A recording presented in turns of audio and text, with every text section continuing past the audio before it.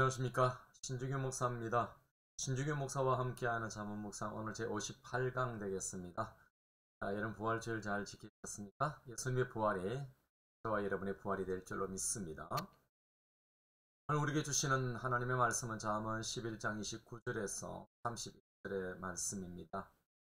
자기 집을 해롭게 하는 자의 소득은 바람이라, 미련한 자는 마음이 지혜로운 자의 종이라. 의인의 열매는 생명나무라, 지혜로운 자는 사람을 얻느니라. 보라, 의인이라도 이 세상에서 보응을 받겠거든 하물며 악인과 죄인이리요. 아멘. 오늘 이 말씀으로 하나님의 아이콘이라고 하는 그런 제목으로 여러분들과 함께 말씀을 받고자 합니다. 여러분, 집안이 화목하면은 모든 일이 잘 된다는 가화만사성이라는 말이 있죠. 여러분, 어리석은 자의 소득은 자기 집을 해롭게 합니다. 자기 집을 해롭게 하는다라고 하는 이 문자적으로 의미는 자기 집을 슬프게 하는 자다, 그런 의미가 있습니다. 이는 여러분 곧 게으르고 또 나태한 또 부당한 탐욕으로 또 개인의 안일함을 추구하는 이런 자라고 볼 수 있겠고요. 자신의 소욕을 위해서 그 종들에게 식량이나 급료를 주지 않는 자, 이런 자를 가리킨다라고 볼 수가 있을 것입니다. 따라서 오늘 이 본문의 이 문구는 그토록 냉혹한 자는 결국 그 가정에서 뿐만 아니라 사회적으로도 또 고립되고 소외됨으로써 궁극적으로 바람같이 아무 소득도 얻지 못하게 될 것임을 주지시키는 말씀이다 라고 있을 것입니다. 이렇게 미련한 자는 모든 것을 상실한 자로서 자신의 가정을 잘 처리할 줄 아는 지혜로운 자에게 도움을 청하게 되며 결국에는 그의 종으로 전락하게 되리라 라고 하는 그런 말씀이 되겠습니다. 여러분, 30절과 31절은 11장의 결론 부분으로서 의인과 지혜자가 같이 등장하는데요. 지혜자는 의인의 열매는 생명나무다, 이렇게 말씀합니다. 자신의 가르침을 요약한 표현이다 라고 볼 수가 있겠죠. 즉, 의인은 생명나무의 열매를 맺는 삶을 살 것이다 라고 하는 그런 표현이 되겠습니다. 의인의 말과 행실의 열매는 먹는 자에게 생명을 주고 병든 자를 치료하게 되죠. 의인의 내면에서 우러나오는 그런 순진한 종교적 도덕적 행실은 한 사람을 살리는 생명나무가 될 것이다 라고 하는 것입니다. 지혜로운 자는 그 행실과 말의 온전함 때문에 다른 사람의 영적 안녕에 지대한 영향을 미치고 그들을 구원의 길로 인도하게 되는 것입니다. 따라서 그들은 지혜로운 자를 존경과 신앙의 마음으로 추종하게 될 것입니다. 31절은 보응의 가르침에 대한 최종적 결론으로서 의인에게도 이 세상에서 보응이 있다라고 하는 것을 주장하고 있습니다. 물론 여러분, 의인의 보상이라고 하는 것은 긍정적일 수 있는 그런 표현입니다.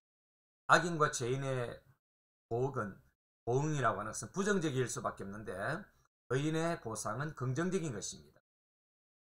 여러분, 여기서 보응이라고 하는 그 히브리 단어가 살람입니다. 긍정적인 의미에서는 보상이고 부정적인 의미에서는 보응이라는 그런 뜻을 내포하고 있는 것입니다. 여러분, 이 구절은 의인과 악인의 결과적 보응을 비교하려는 그런 의도보다는 악인들의 죄에 대한 필연적인 그런 심판적 형벌을 강조하는데 그 주안점이 있다라고 볼 수가 있을 것입니다. 여러분, 혹시 땅에서는 많은 죄가 벌을 받지 않고 무사할 수 있죠. 많은 또 봉사가 상을 얻지 못할 경우도 있지 않겠습니까? 그러나 장차 올 미래에는 이 보상과 심판이 반드시 있을 것이다 라고 하는 메시지가 되겠습니다. 오늘 저는 이 말씀으로 세 가지를 말씀드립니다. 첫째는 가정을 행복하게 하는 자가 되자 라고 하는 것입니다. 여러분, 둥지의 새끼 새들을 위해 어미새가 먹이를 물어오지 않습니까? 근데 그 먹이가 독이 들어있는 먹이라면은 새끼들을 다 죽이는 것입니다. 하물며 여러분, 인간이 물고 들어오는 그런 소득이 복이 들어있다면은 그것은 그 집안을 망치게 만들 것입니다. 성실하게 땀 흘리고 합법적인 생산 활동을 통해서 얻은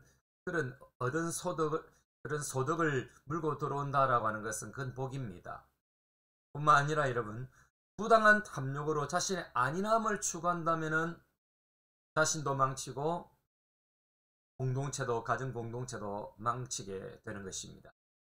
부당한 소득, 부정과 부패로 착복하려는 그런 욕망의 재물, 또 속여서 그렇게 착취하는 소득, 또 자기와 거짓으로 자기의 삶이 거짓으로 그렇게 꾸며진 삶에서 얻어지는 그런 축적된 부, 이런 것들은 하나님의 나라에 쓰임 받을 수 없는 그런 재물들이 되겠습니다.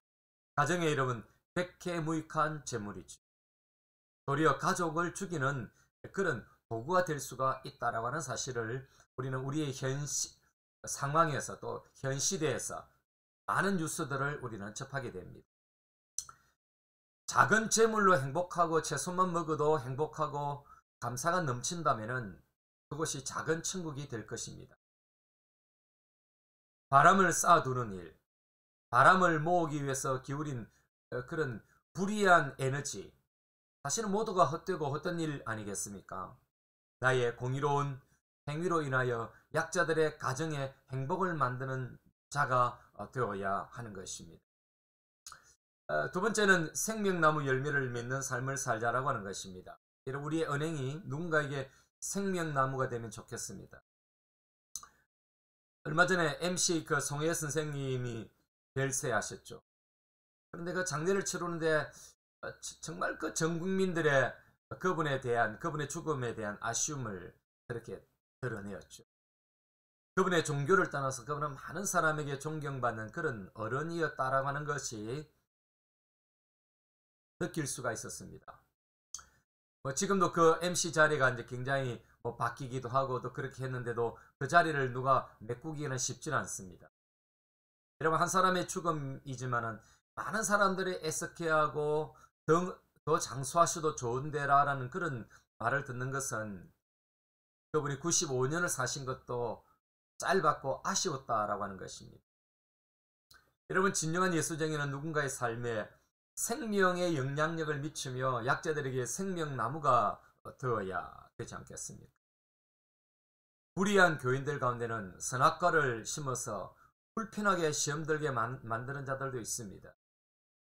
교회를 등지고 공동체에서 떠나서 신앙생활을 그만둔 분들을 만나면은 교회 누구누구 때문에 실망해서 교회 가기로 않기로 그렇게 했다는 그런 말을 들을 때에 참 사람 보지 말고 예수님만 바라보고 다닙시다라고 권면을 하지만은, 위로는 하지만은 참 가슴이 참 답답한 그런 일이지요. 여러분, 그리스도인은 하나님의 형상으로서 하나님의 대리 통치자이기 때문에 누군가의 눈에 보이는 하나님의 아이콘이 되어야 함을 새삼 느끼게 되는 것입니다.